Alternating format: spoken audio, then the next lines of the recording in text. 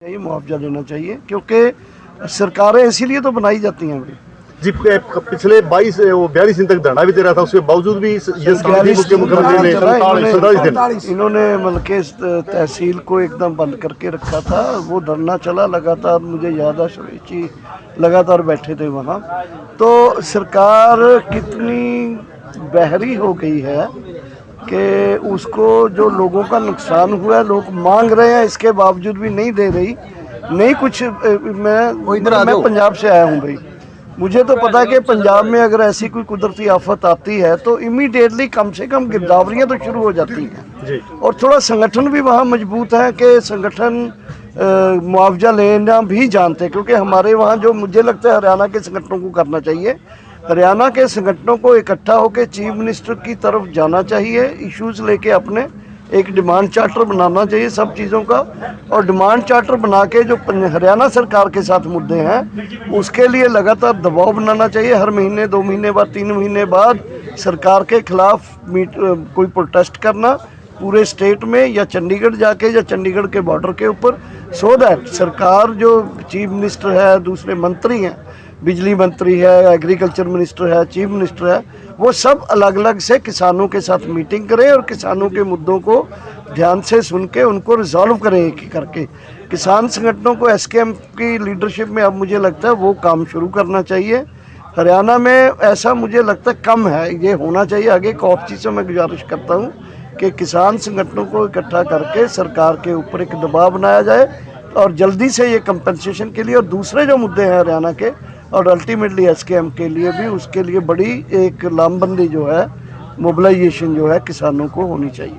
जी अजय जो मिश्रा जी टैनी जी हैं, उन्होंने एक टिप्पणी की है। जी उन्होंने टिप्पणी की है कि जैसे हम कार में चढ़ते हैं, चलाते हैं, कुत्ते पीछे पीछे भौंकते चलते हैं, नंबर 1।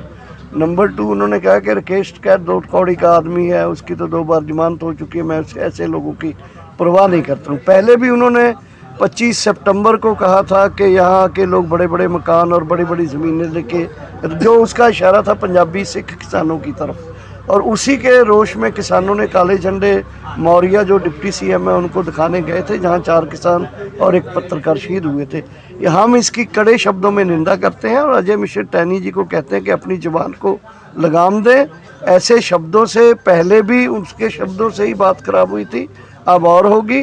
3 अक्टूबर आ रहा है, जिस दिन ये हमारे साथियों की बरसी है, उससे पहले भी, उस दिन भी, उसके बाद भी मुझे यकीन है कि संयुक्त किसान मोर्चा अजय मिश्रा टैनी को सबक सिखाने के लिए, उसकी कैबिनेट से बर्खास्तगी के लिए, क्योंकि एक ही मांग बची है, अदरवाइज तो सब जुडिस मैटर, ये सुप्रीम कोर्ट की देखरेख में इशू चल रहा है। उसके बेटे की जमानत रद्द हो गई है और वो बहुत हड़बड़ाता हुआ वो बोल रहा है। उसको सेंट्रल गवर्नमेंट को चाहिए कि उसको बर्खास्त करे, अदरवाइज ये लोगों का गुस्सा 3 अक्टूबर उससे पहले और बाद में भी बड़ी जोर से उमड़ेगा। जी संयुक्त किसान मोर्चा भविष्य में किस चीज को लेकर आगे चलेगा? जो इनकी लड़ाई है, जो इनके मुद्दे थे, वो बीच में संयुक्त किसान मोर्चे ने जो सस्पेंड किया था आंदोलन, उसमें एमएसपी का मुद्दा रहता है, टैनी की बर्खास्तगी है, पावर बिल 2022 है, फिर जो केसेस हमारे ऊपर वो हैं। और अभी इस मीटिंग में पंजाब के संगठनों ने डिसाइड किया है, हरियाणा के संगठन भी डिसाइड कर 3 मुद्दे और ऐड कराने हैं। ऋण मुक्ति, कर्ज मुक्ति, दूसरा है 60 साल के किसान को किसान पेंशन, और तीसरा है कि फसल का जो बीमा है ये बीमा ट्रांसपेरेंट हो, प्राइवेट कंपनियों को नहीं, सरकारी कंपनियां सरकार के प्रीमियम पर फसलों का बीमा के 3 मुद्दे ऐड करेंगे। पुराने मुद्दे रहेंगे और आंदोलन का आगाज़ हम ऑलरेडी कर चुके हैं। इसको और तीव्र और विशाल 4 तारीख की दिल्ली में मीटिंग जो होने जा रही है, उसमें इसका रोड मैप तैयार हो जाएगा। धन्यवाद।